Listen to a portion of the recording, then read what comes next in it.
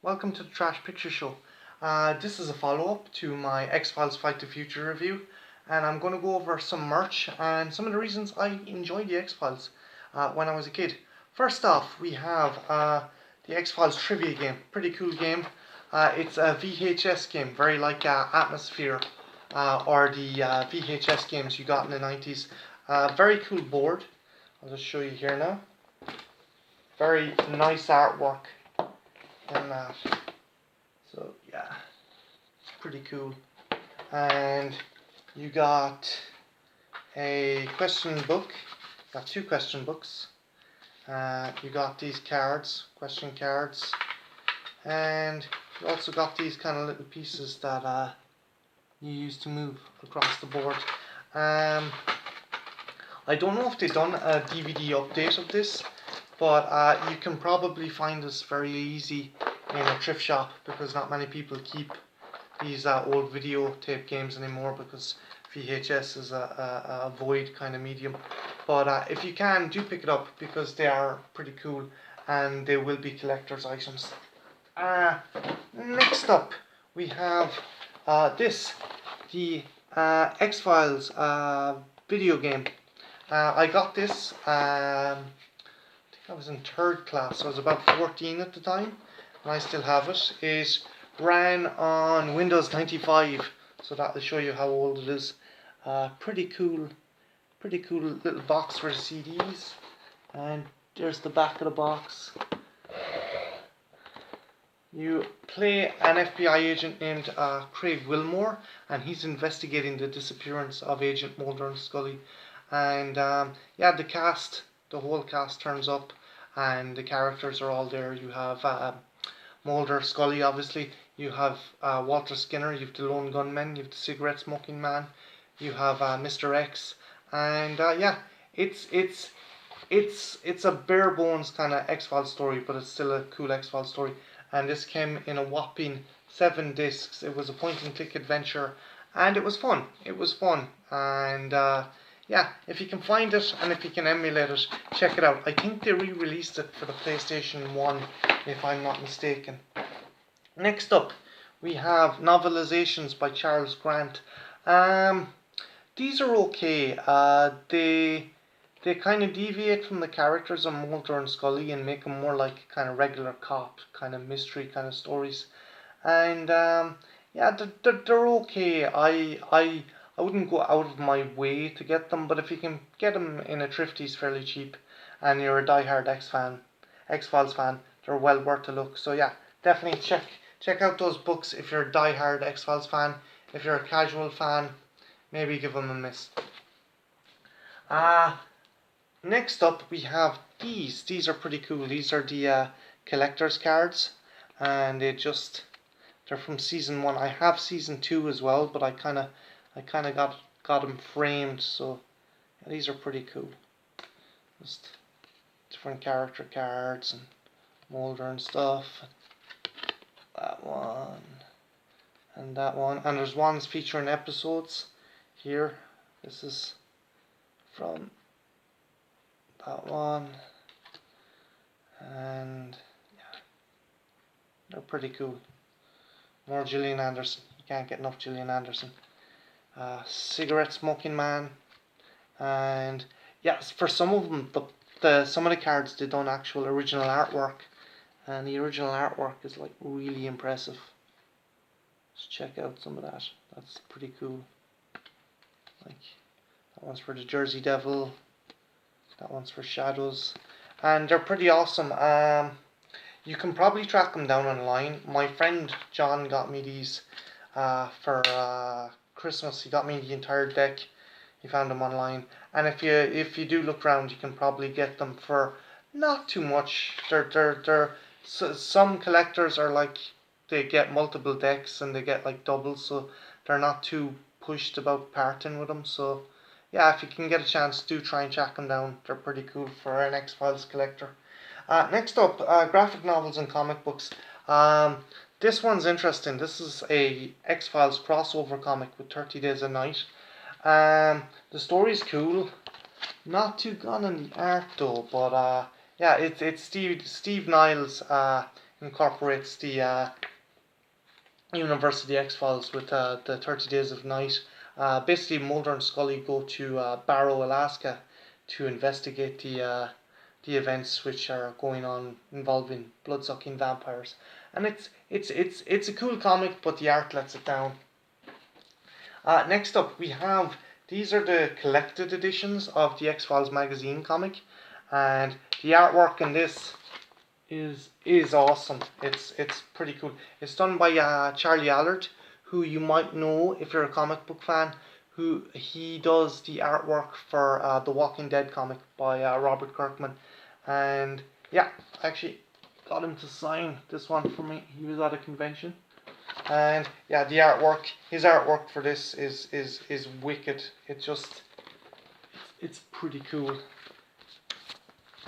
And they come with these dust jackets with this really incredible kind of artwork on the front. I'm just trying to find. Yeah, it's awesome artwork.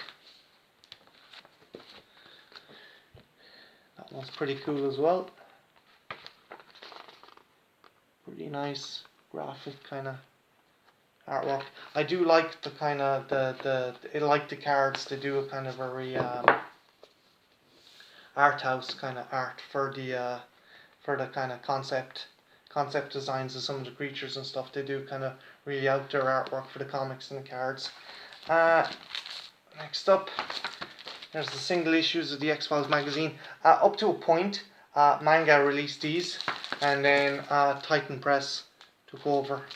Also, at the time, a lot of companies were trying to get on the X-Files bandwagon, and yeah, there's Unsolved. It's essentially a paranormal magazine, but it also has segments on the X-Files.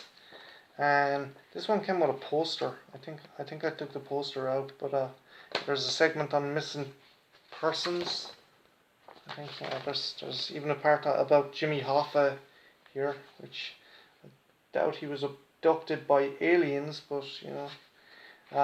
Again, there was lots of these magazines popping up. There was entertainment magazine, Expose. They done cult TV shows, and yeah, they done stuff like Profiler, and they done pretty cool interviews as well. Like you had interviews with Mitch Pileggi, who played Walter Skinner in the X-Files. So that's well worth a look if you can find any of these in any of the thrifties.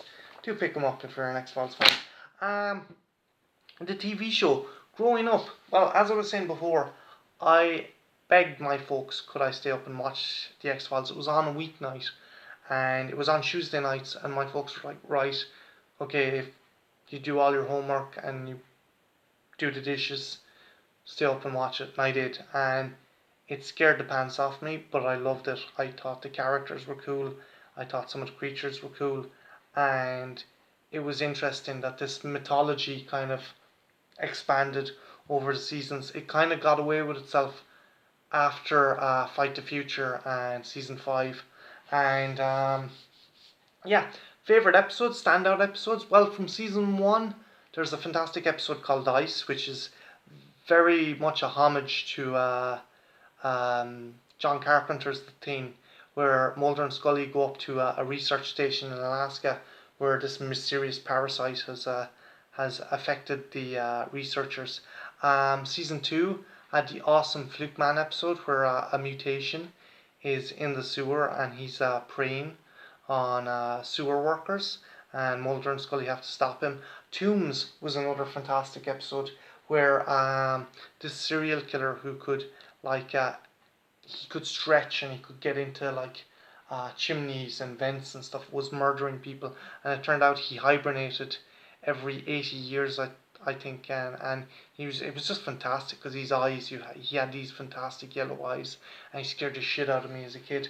As I was saying, after the X-Files movie and season 5, the show did go downhill.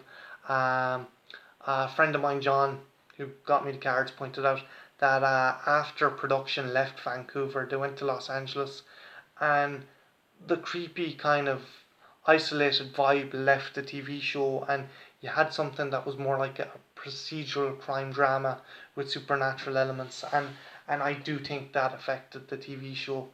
And Chris Carter, his writing did deteriorate as the years went on, and his other shows, like he done Millennium, which was fantastic, but he done another show called Harsh Realm, which I thought was absolute pants. Avoid that show, but do check out Millennium. Um, they tried restarting the show again, and it just fell flat in its arse. There was one good episode, which was more a comedic episode, but again, Chris Carter, I think his writing style was more suited to the 90s, and I don't think he's capable of writing good, solid TV that's suitable for today's kind of audience. Also, the other thing that was a disadvantage was he has juxtaposed the mythology onto the rebooted series, and it just made it a confusing mess. It David Duchovny and Gillian Anderson are fantastic in the show. I just think the writing really lets it down, and I think Chris Carter should just plug out the life support machine and let it be put to bed. The second movie that was made, I Want to Believe, was an unmitigated disaster, and I think that should have been a sign to leave the X Files be. So, if you are new to the X Files, just check out season 1 to 4. Check out maybe some of the books and some of the comics. But I think you can do without watching Fight the Future. But if you watch it, I don't think it will negatively affect your view on the show. But anything after that is a bit of a hames. So this is Martin. This has been the Trash Picture Show, and yeah, like, subscribe, and leave a comment. And if you're a fan of the X Files, or if you've a favorite episode of the X Files, leave it below. So yeah, have a good one. Take care. Bye now.